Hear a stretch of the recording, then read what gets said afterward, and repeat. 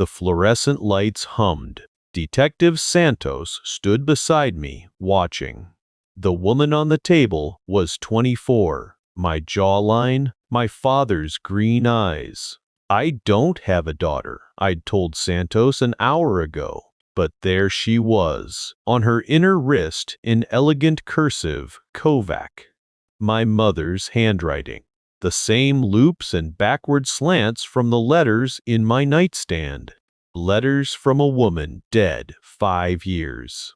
I was looking at a daughter I never knew existed. One moment, please subscribe and comment where you're watching from. Your presence here truly matters. My name is Niko Kovac, 52 years old, marine engineer for 22 years, single father for 22. Santos's unmarked sedan sat outside the morgue. Streetlights flickered on along the waterfront. My hands wouldn't stop shaking. 24 years ago, I married Sonia in a courthouse ceremony. She wore a white dress from a secondhand store. I wore my only suit. We were 27, broke, and I thought we were building something. The twins came 9 months later, a boy and a girl. I remember the hospital room, the machines beeping, the smell of antiseptic sharp in my nose. Sonia's hand crushed mine during delivery. Dmitri came first, screaming. Then silence where there should have been another cry. Sonia's face collapsed. Her hands clawed at the hospital sheets. "Your daughter didn't survive. Complications during delivery. I'm so sorry." I held my wife while she sobbed for hours. I signed papers I didn't read. I buried a daughter I never saw. 2 years later, Sonia packed 3 suitcases while Dmitri napped in his crib. She didn't explain, didn't argue, just said she'd met someone who could give her the life she deserved. Bradley Merritt, real estate developer, capped teeth and a Rolex. The door closed. I stood in our apartment holding a 2-year-old boy who kept asking where Mama went. I built Kovac Marine Services from a rented garage and a toolbox. Got my certification through night school. 18-hour days. Dmitri slept in a crib in the corner of my workshop, surrounded by the smell of marine grease and the sound of diagnostic equipment. The ship owners along the waterfront knew me as the guy who showed up at 3 a.m. when their engines failed, who diagnosed problems on the first call, who charged fair prices and never cut corners. Dmitri grew up in that workshop, did his homework at my desk, learned to read pressure gauges before he learned to ride a bike. My mother died 5 years ago, cancer. She left me her letters, written in Croatian cursive she'd learned in a Zagreb schoolhouse in the 1950s. Elongated loops, sharp ascending strokes, a handwriting no one else in the world could replicate. The same handwriting tattooed on a dead woman's wrist. 17 ship-in bottle models lined the shelf above my workbench. Each one built during sleepless nights. Each one named for a repair job that kept us fed. The Constellation for Captain Morrison's cargo ship. The Endeavor for the harbor patrol vessel. The Providence for the fishing trawler that needed a complete engine rebuild. 22 years of honest work. 17 bottles. 1 son raised alone. I never remarried. Never saw the point. Saturday nights meant engine rebuilds, not dinner reservations. Everything I had went into Dmitri and the business. A horn blared somewhere on the waterfront. I was back in Santos's sedan. She shifted in the driver's seat. Emma Hartley, 24 years old, social worker. I turned toward her. Her adoptive parents, Carol and Stephen Hartley, died in a car accident 2 years ago. She found adoption documents in their basement afterward. I stared at the morgue entrance. She'd been investigating her biological family for months. Phone records show calls to St. Catherine's Hospital, to the county records office, to an adoption agency that closed in 2008. Santos pulled out her phone. There's something else. The injection site on her arm. The angle was wrong. Wrong how? Wrong for self-administration. Someone else held that needle. Someone staged this to look like an overdose. The shaking in my hands stopped. I traced failures for a living. Effect to cause. Cause to origin. Somewhere in 24 years of lies, there was a point where the truth diverged from what I was told. My daughter found that point, and someone killed her for it. Who knew she was investigating? Santos looked at her phone. That's what we need to find out. The waterfront lights reflected off the harbor. Somewhere out there, the Constellation carried cargo through the night. Honest work, clean transactions, problems diagnosed and fixed. No wrench would fix this. No diagnostic would reveal the fault. But the methodology was the same. Trace it backward, find the origin, follow the evidence wherever it led, even if it led back to a woman I'd once loved. A woman who'd told me our daughter was dead while that daughter drew her first breath in another room. Dimitri's truck pulled into the lot at 1047 a.m. I watched through the workshop window. He sat in the cab for a full minute before cutting the engine. His paramedic uniform was still crisp. Late shift. He'd come straight here. I'd spread the case file photos across my workbench. Emma at a coffee shop, laughing. Emma at her desk, files spread around her. Emma on a stainless steel table, my mother's handwriting on her wrist. My son walked through the bay door. He looked at the photos, then at me. What happened? I told him. The morgue, the tattoo, Santos's revelation about murder, staged as overdose. Dimitri picked up one of the photos. The photo shook in his grip.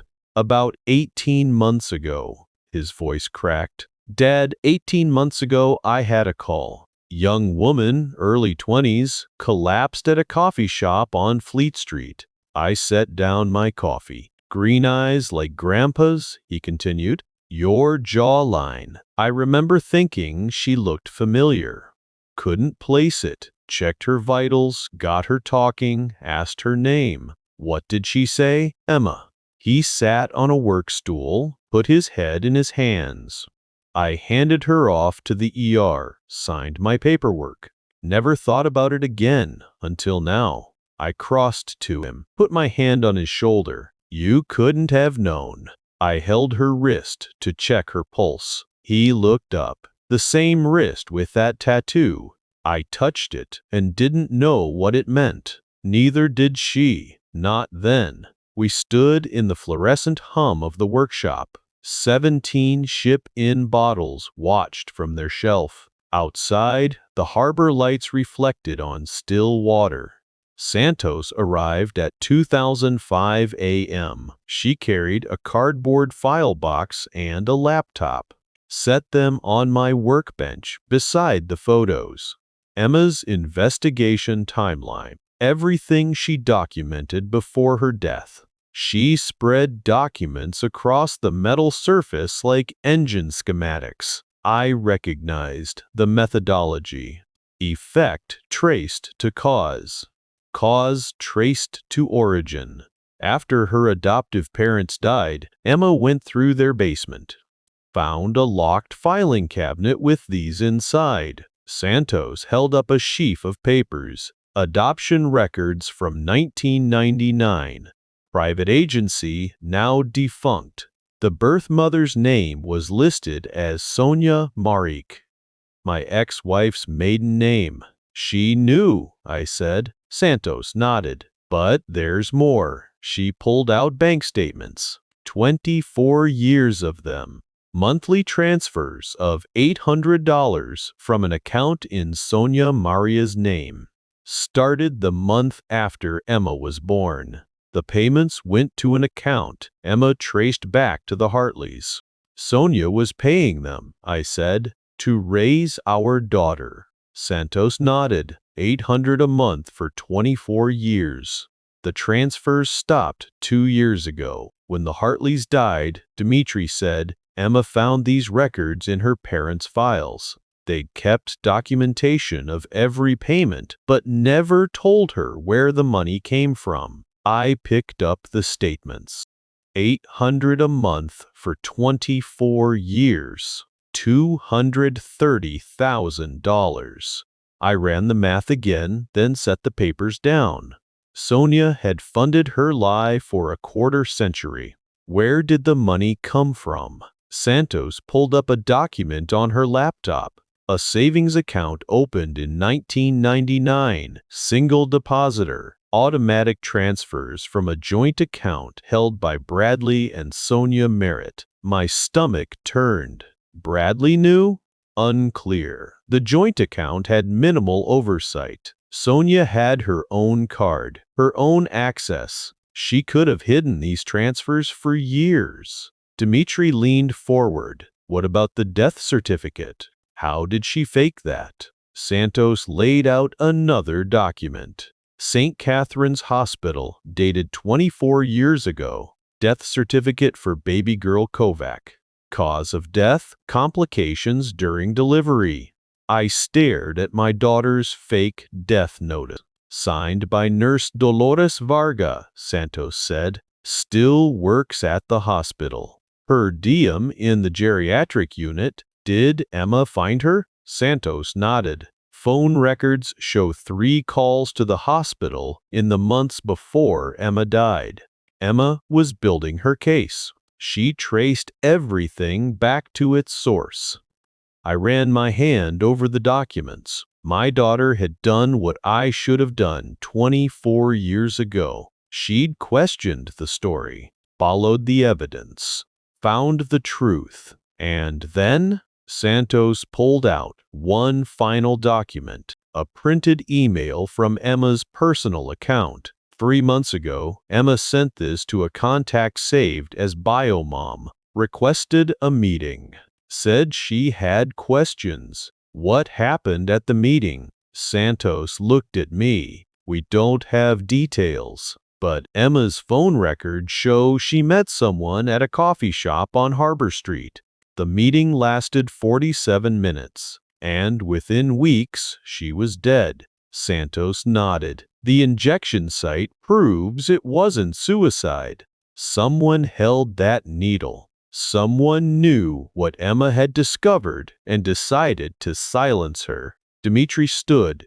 His hands were fists at his sides. She found the truth, he said. She found all of it, and they killed her for it. I looked at my son, then at the documents spread across my workbench. 24 years of lies. A daughter I never knew. A murder staged to look like weakness. Emma died because she investigated. She investigated because Sonia lied for 24 years. Now I needed to find the woman who could confirm it. Nurse Dolores Varga had signed the death certificate that buried my daughter alive. Time to find out why. The call came at 6:47 a.m. I was in the workshop, hands deep in a fuel injector housing, the smell of marine grease sharp in my nose, when my phone lit up with an unknown number. Mr. Kovac? The voice cracked on my name. My name is Marcus Webb. I was Emma's boyfriend. I set down my tools, wiped my hands on a shop rag. I saw the news coverage, he continued, about the investigation, about you being her biological father. What do you want? I have something Emma left with me. I drove to the address he gave me, a 24-hour diner in Highland Town, red vinyl booths and formica tables. The fluorescent lights hummed the same frequency as my workshop. The smell of burned coffee and griddle grease hung in the air. Dmitri met me in the parking lot. We walked in together. Marcus Webb sat in the back corner booth facing the door. 26 years old, thin, worn down by 3 weeks of fear. A wrinkled graphic tee under an unzipped jacket. He kept looking at the entrance every time it opened. In his hands, a prepaid smartphone. He slid it across the table as we sat down. She hid this at my apartment 3 weeks before she died. His voice cracked. She said if something happened to her, I should find her real father. I picked up the phone. The screen was cracked, dropped in haste, or maybe in fear. She was scared, Marcus said. The last few weeks, she barely slept. Kept saying she'd found something bigger than she expected. Something dangerous. Did she say what? He shook his head. Just that her biological mother wasn't who she pretended to be. And that there was money involved. A lot of money. I powered on the phone. The home screen showed a photo of Emma smiling, sunlight in her hair. There's a recording, Marcus said, from when she met her. The biological mother. Emma recorded the whole thing. I found the audio file. 47 minutes. Dated 3 months ago. My thumb hovered over the play button. Dimitri's hand gripped my forearm. You sure you want to hear this? I pressed play. Static. Background noise. Coffee shop sounds. Cups clinking. Conversation murmuring. Then Emma's voice, clear, young, determined. I know who you are. I know what you did. Silence. Then another voice. A voice I hadn't heard in 22 years. Sonia. I don't know what you think you've found, but you need to leave this alone. I have the adoption records, the bank transfers, the death certificate you falsified. More silence. Then Sonia spoke again, her voice dropping to something cold. That girl should have stayed buried like she was supposed to be. I stopped the recording. My hands went still. The diner noise faded to static. That girl should have stayed buried like she was supposed to be. My daughter was a problem to be erased, a mistake to be corrected. I pressed play again. Emma asked about the payments. Sonia deflected, pressed harder, got nothing but ice. Then Emma mentioned the shell companies. $2.3 million, Emma said. Through Merit Development Group, I have the transfer records. The background noise shifted. A chair scraping. Sonia's voice changed register. You need to stop this. Right now. You have no idea what you're dealing with. I'm dealing with fraud, money laundering, a falsified death certificate. You're dealing with things that will get you killed. The recording ended. I set the phone down. Dmitri stared at the device like it might bite him. Marcus Webb watched us both, his coffee untouched and cold. There's more, Marcus said. Photos, documents. Emma took pictures of everything she found. I scrolled through the phone's gallery. Screenshots of wire transfers. Photos of corporate documents. Shell company registrations in Delaware and the Cayman Islands. Transaction records showing $2.3 million flowing through entities with names like Harbor Vista Holdings and Coastal Equity Partners. Registered to a P.O. box in Georgetown, Cayman Islands. The final images showed Emma's handwritten timeline. Dates, names, amounts. Lines connecting the adoption payments to the falsified death certificate to the shell companies to Merit Development Group. She figured it all out, Dmitri said. She found the money laundering by accident, I said. She was looking for family and stumbled into something else, and they killed her for it. Marcus looked away, wiped his face with the back of his hand. She knew she was in danger. She told me I didn't take it seriously enough. I looked at the timeline. Emma's neat handwriting filled the margins with theories, questions, crossed out dead ends. My daughter had diagnosed the system failure, traced it from effect to cause to origin. She'd done everything right. They murdered her anyway. I pocketed the phone. "Thank you for bringing this to us," I said. "What are you going to do?" I stood. "Trace it to the source." I didn't sleep. At 9:15 a.m., I parked in St. Catherine's visitor lot. Same iodine and bleach smell that burned my nose 24 years ago. Same fluorescent hum. Different paint on the walls, but the bones remained. Same ghosts. Dimitri pulled in beside me. "We're looking for the geriatric unit. 3rd floor." He nodded. "I know the layout. Did clinicals here?" The elevator doors opened onto a corridor of wheelchairs and slow-moving orderlies.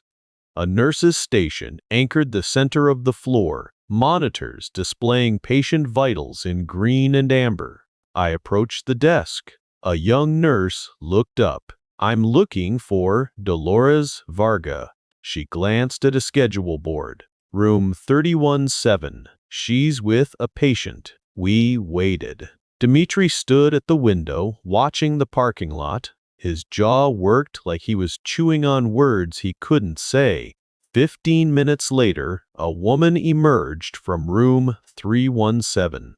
67 years old. Scrubs hanging loose on a frame diminished by illness, gray hair pulled back tight. She gripped the doorframe before stepping into the hall. Each step landed flat, deliberate. She saw us and stopped. Her eyes went to my face, then to Dimitri's, back to mine. Her hands started shaking. "Mrs. Varga, my name is Niko Kovac."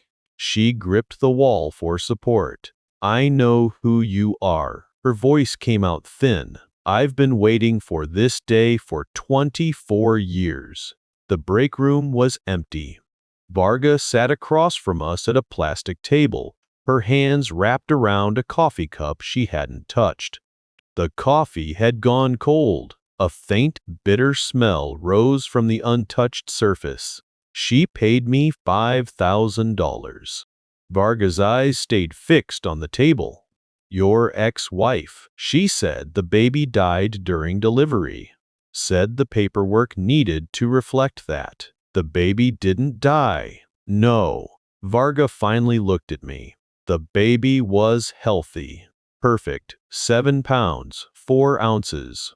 I held her myself before they took her away." I swallowed. The words didn't come. The adoption was arranged privately.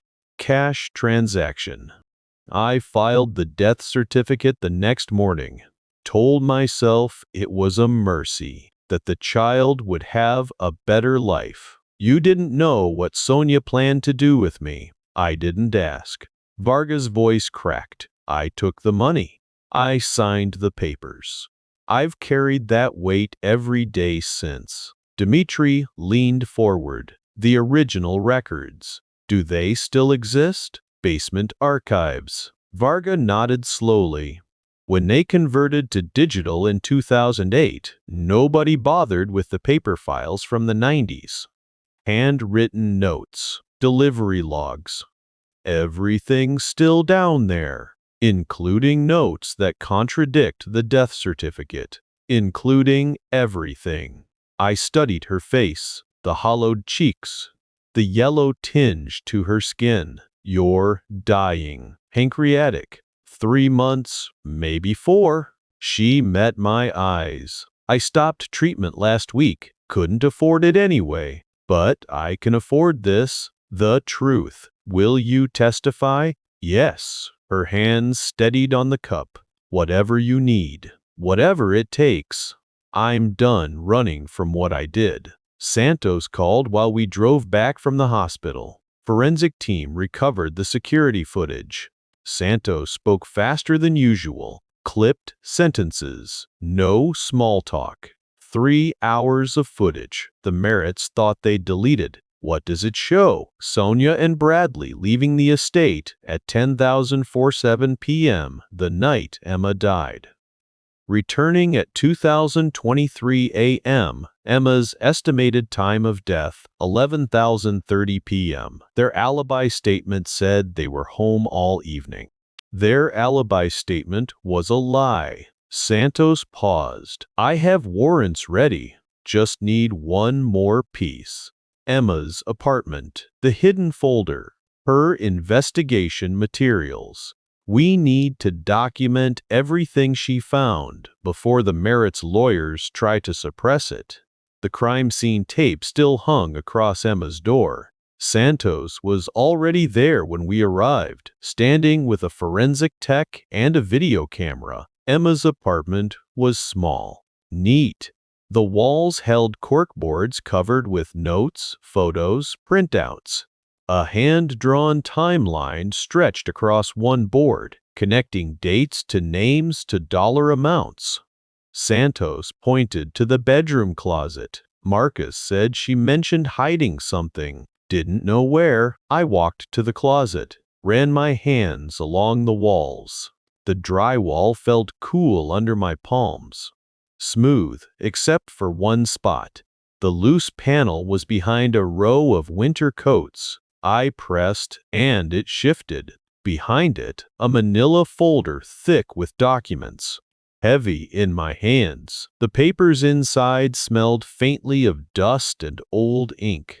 Original adoption papers with Sonia's maiden name. Bank statements showing the monthly payments. Corporate filings for Bradley's shell companies. And something else. Letters.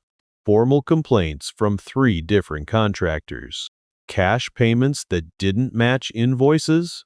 Accounting irregularities spanning 5 years.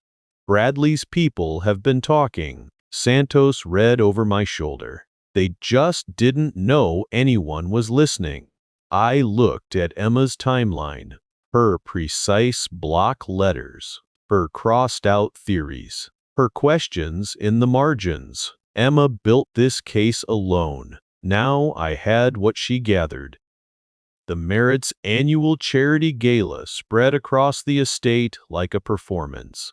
White tent. Crystal chandeliers threw sharp light across 200 guests in tuxedos and gowns. String quartet playing Vivaldi in the corner. The scent of calla lilies and champagne hung in the air. I walked through the entrance in my charcoal suit, the one I wore to Maritime Awards dinners. The Omega Seamaster caught the light at my cuff. Heads turned. Conversation stopped mid-sentence. Nobody recognized the ship mechanic among the hedge fund managers and society wives. Dmitri had talked his way in with the caterers an hour before. The speakers were already in place. He stood near the silent auction tables now, watching my approach, his dark suit blending with the catering staff. I found Sonia near the stage. Valentino gown. Ash blonde hair arranged in a style that probably cost $300.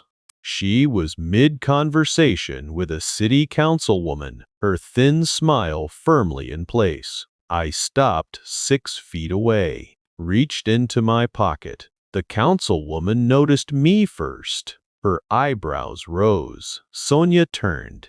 Her smile froze. Her eyes flicked to the exits, then back to me. Her fingers tightened on her champagne glass. I held up Emma's phone. "This is a private event," she said. "Whatever you think you're doing." I pressed play. The recording cut through the quartet's music. Static first, coffee shop sounds. Then Emma's voice, clear and young. "I know who you are. I know what you did." Conversations stopped. Heads turned toward the speakers. Then Sonia's voice, cold, unmistakable. That girl should have stayed buried like she was supposed to be. The councilwoman stepped back. Guests at nearby tables rose from their chairs. Someone dropped a champagne flute. The corners of Sonia's mouth twitched. Her posture shifted, shoulders drawing inward. Turn that off. I let the recording continue. 200 witnesses heard Emma ask about the payments, heard Sonia deflect, heard Emma mention the shell companies, heard Sonia's voice change to something dangerous. You need to stop this. Right now, you have no idea what you're dealing with. The gala had gone silent. The quartet stopped playing. Waiters stood frozen with trays. Bradley pushed through the crowd, red-faced, the smile gone. What the hell is this? He grabbed my arm. Who let you in here? I met his eyes. Federal agents are outside with warrants for your wife's arrest. His grip loosened. You're insane. Bradley's voice dropped. I'll bury you in litigation until you're dead. Santos stepped through the tent entrance. Uniformed officers flanked her. Behind them, agents in FBI windbreakers. Bradley Merritt, she said, you're under arrest for conspiracy to commit murder. Bradley's face went gray. He looked at Sonia, then at the agents, then at the 200 guests watching. Santos crossed to Sonia. Produced handcuffs. Sonia Kovac Merritt. Same charges. Santos clicked the cuffs over Sonia's wrists. The Valentino gown bunched at the cuffs. Her perfect posture crumbled. This is a mistake. Her voice cracked. You don't understand. The guests parted as officers led them toward the exit. The councilwoman had her phone out, recording. I watched my ex-wife walk past. 22 years since she'd left. 24 years since she'd told me our daughter died. She looked at me as she passed. Her eyes held something I'd never seen from her before. The FBI agent stepped forward, addressed the crowd. This arrest is part of an ongoing RICO investigation into Merit Development Group. We appreciate your cooperation. Dimitri appeared at my side. His hand gripped my shoulder. Outside, the unmarked sedans and police van waited in the circular driveway. Blue lights reflected off the mansion's windows. Sonia and Bradley were separated into different vehicles. Santos walked over. She allowed herself a small smile. Varga's statement, the security footage, Emma's documentation. It's enough. What about the money laundering?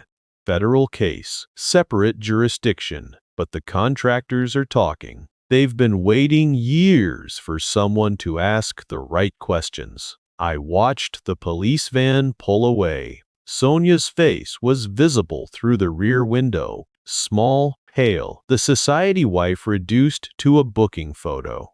The string quartet started playing again. Someone laughed nervously. The gala resumed around us, guests pretending they hadn't just witnessed the end of an empire. Dimitri stood beside me in the darkness. It's over, he said. I thought about Emma, her investigation folder, her neat handwriting, her determination to find the truth. The diagnosis was complete. Now came the repair work. The arrest footage played on every network. 3 days of coverage. Sonia's face captured in the moment, her mask cracked, broadcast between coffee commercials and weather updates. I watched from my workshop. Small TV on the workbench, volume low, competing with the fluorescent hum. My hands worked the tweezers, positioning a tiny mast inside bottle number 18. The ship would be called Emma. I'd selected the bottle the night of the arrests. A tall green glass from a Portuguese wine. The ship inside would be a coastal schooner, the kind that carried honest cargo through honest waters. Santos called at noon. Contractors are lining up to talk. How many? 14 so far. Cash payments spanning 6 years. Accounting irregularities in 43 transactions. They've been documenting everything. I set down the tweezers. My hands had stopped moving without my noticing. Bradley thought he was buying loyalty. He was buying witnesses. By Tuesday morning, the federal court froze the Merritt Family Trust. $45 million.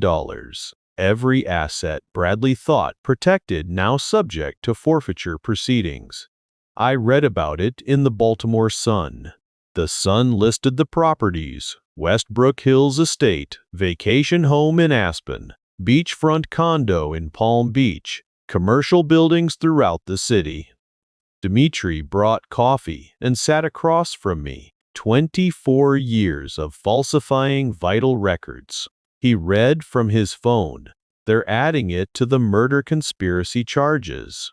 The death certificate. Varga's confession. 24 years of lies stacked into a single indictment. I picked up the tweezers again. Wednesday afternoon, the federal marshals photographed Bradley's office.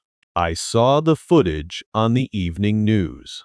Men in windbreakers carrying boxes of documents through the lobby of Merritt Development Group. One segment focused on Bradley's rare whiskey collection, 47 bottles. The anchor mentioned the Macallan 1946, valued at $180,000.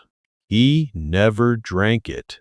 Dmitri stood at my shoulder watching the screen, kept it as an investment. Now it would be auctioned, the proceeds going to victims of the financial crimes his developments facilitated. Santos visited the workshop on Thursday. Varga's ready to testify. From the hospital, she insisted. Santos set a folder on my workbench. Deathbed testimony. The prosecution arranged video recording. Her doctors say she has weeks. I opened the folder. Varga's signed statement. 8 pages of details about the falsified death certificate, the $5,000 payment, the baby she held before handing her to strangers. She wants to see you first. Santos paused. Says she owes you that much. The hospital room smelled of antiseptic and failing organs. Varga lay propped against pillows, an oxygen tube under her nose. The yellow tinge of jaundice colored her skin. Monitors beeped their steady rhythm in the corner. Mr. Kovac. Her voice came out thin, broken by pauses when her breath failed her. I stood at the foot of her bed. I held your daughter. She closed her eyes. 7 pounds, 4 ounces. All 10 fingers. All 10 toes. I held her myself before they took her away. She did. The Hartleys loved her. Varga opened her eyes.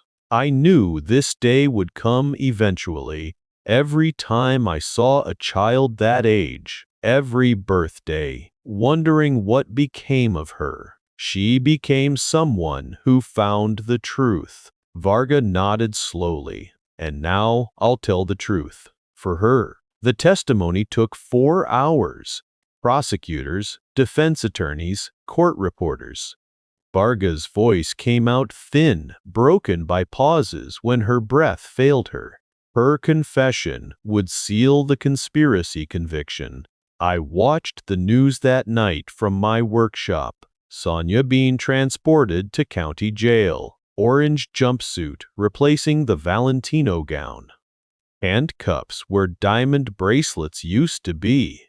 Her prenuptial agreement guaranteed her $500,000 in divorce. But convicted felons forfeit all claims. She would leave this marriage with nothing but the jumpsuit. Bradley's lawyers filed withdrawal motions on Friday. Their fees became unrecoverable. Santos sounded almost amused. The retainer account was frozen with everything else. 3 partners at Whitman and Associates suddenly remembered urgent conflicts of interest. 20 years of ruthless dealing, 10 days of federal proceedings. The math didn't balance. I finished bottle 18 on Saturday night. The tiny ship sat inside the glass, rigging complete, sails positioned to catch imaginary wind. I wrote on the label, Emma, named for a daughter who found her way home too late. Her investigation folder held 47 pages. Bradley's empire had held $45 million. The folder won. If my story resonates with you, tap like and comment a rating from 1 to 10. Explain your score, I read them all. The Parkville Cemetery sat under leafless January oaks, 6 months since the arrests.